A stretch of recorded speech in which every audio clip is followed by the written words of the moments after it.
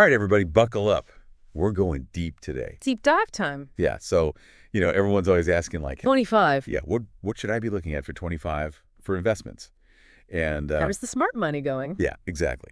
So we were listening to this great podcast, Investing Made Simple. And Lots of good stuff in there. yeah, lots of great advice. I thought it'd be fun to kind of pick it apart and see what we can come up with. See if we can simplify it even further. Exactly. Break it down. Yeah. So we came up with like 4 main categories 4 pillars Yeah. of investing for the future, of investing for the future. Yeah. Mm. So the first one is the stock market. which is always a popular one. Always a popular one. Yeah. So what is that all about? For someone who, like, Well, for the, doesn't even... the 5-year-old explanation. Yeah. 5-year-old. Yeah. You're buying a tiny little piece of a big company. Like, imagine you own like a tiny little share of Tesla. Okay. And as Tesla gets bigger and more valuable, your little piece also becomes more valuable. But the opposite can also happen. Yeah, that's the scary part. Yeah, things go down, your investment goes down. Yeah. So that's why you don't put all your eggs in one basket. Right. Spread it out a little bit. Diversify. Yeah, exactly. So don't put everything in Tesla stock Unless you have a really, really good feeling. unless you have a really good feeling. Okay, so number 2, real estate. Good old brick and mortar. Yeah. I like this one because it's a little bit more something you can... Intangible. Yeah, tangible. Like you can see it. You can see it, touch it. You can touch it. You can go visit it. You can live in it. Yeah. You can rent it out. It's a little bit more fun than like a stock certificate. Yeah, definitely. And real estate is always going to be needed. Right. People need places to live. Yeah. People need places to work. Exactly. So there's always going to be that demand. Yeah. But I imagine like location. Oh, huge. Huge. Yeah. Location, location, location. Yeah. It's the mantra of real estate. Yeah. It makes a big difference if you buy... A little shack in the middle of nowhere. Yeah. Or like a penthouse in Manhattan. Exactly. And you got to think about things like, what's the neighborhood like? What are the schools like? Is there a Starbucks nearby? These are important questions. Very important questions for real estate. Yeah. Okay. So that's real estate. So we've had stocks. Stocks, real estate.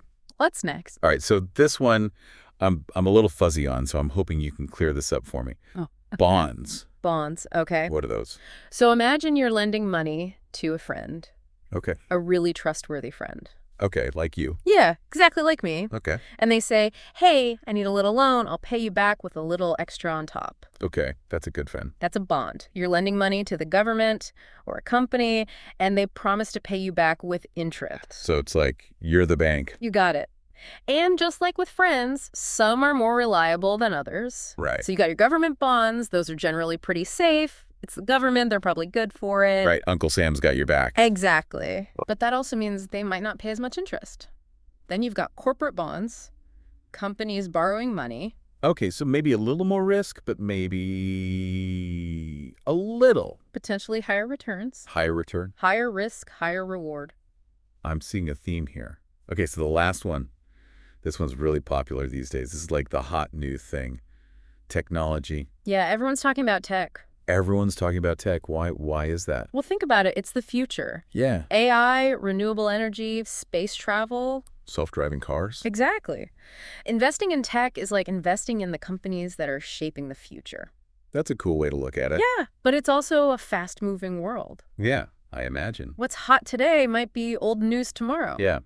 So it can be a little risky. It can be risky, it can be volatile, but the potential rewards can be huge. Okay, so we've talked about these 4 things. We've talked about stocks, we've talked about real estate, we've talked about bonds, we've talked about technology. What's the takeaway? What should people be doing? Well, there's no one right answer. It all comes down to your personal goals. Right. How much risk are you comfortable with? Yeah. What are you hoping to achieve with your investments? Yeah. Are you looking for quick returns or are you thinking long term? Exactly. And no matter what you choose, do your homework. Research, research, research. Exactly. And don't be afraid to think outside the box. Yeah. What are some emerging trends that maybe we haven't even talked about today? What industries do you think are going to be huge in 5-10 years? Because the next big thing might be right around the corner, just waiting for someone to spot it. Yeah. Good advice. So do your research, stay informed, think outside the box, and hopefully 2025 will be a good year for all of us. To the future. To the future. Cheers to that. All right. Thanks for joining us for this deep dive, everybody. Catch you next time.